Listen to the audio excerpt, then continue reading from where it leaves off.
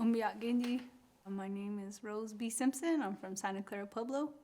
And I'm an artist and a mom, and I like cars, and I work in clay and lots of mixed media. I make sculptures. I chose this piece because it really hit me in the gut, and that it represented an experience that I'm very familiar with. You know, I've had a photo of this piece on my refrigerator for, I guess, a year now, you know. And I feel like I've developed a deep relationship with this piece, and I have a dear love for it. Our aesthetic is heuristic, right? So our aesthetic's very based on place. And so, you know, I look around this room at all the different pots, and they're made in different places with the clay that's there, and the clay that's in Acoma is different than the clay that's in Santa Clara, and that's going to change how those pots look. And so, you know, the way the wind blows, the way the light shines in the fall, the way we've interacted with our worlds and have for lifetimes, that deep genetic memory of place that builds aesthetic. And this is that, right? This is generations and generations of an aesthetic built in place. I've always been, we gotta keep our people alive in order to learn our traditions. You can't, you know, we can't be passing on the language if we're not there.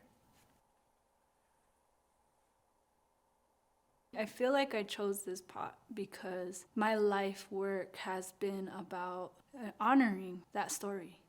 And not just the pretty parts, and not the ones that are, you know, exploitable, easily digestible, palatable truth that people really want from our story.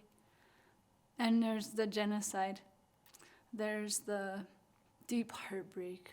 There's the denial of it, the work, the hard work to try and live through that pain. There's all the layers of that. All the ways that we work to survive, right? And what does that look like? I know there's so many ways that manifests. And so what does healthy look like? What is alive? What is living? What is real experience and an active life full of agency and clarity and health and direction and humility and hard work and rest? What does that look like? Not to romanticize or dramatize it, but it is, you know, there's because I worry about the exotification of the victimry, and that to me, that's not what I'm trying to do. I want to be clear about that, right? I'm not exotifying that victimry or playing that role. It's about this deep self-love, and in the awareness of that trauma that we wear, and the wearing of that journey on our skin and in our souls. I love you for all that you are, all the layers. I see you. I see your power. I see your fragility, your vulnerability. And I love it.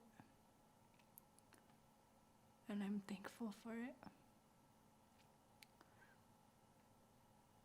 And I'm sorry for all the things I cannot see and all the actions that I have been blind and numb. But thank you for reminding me.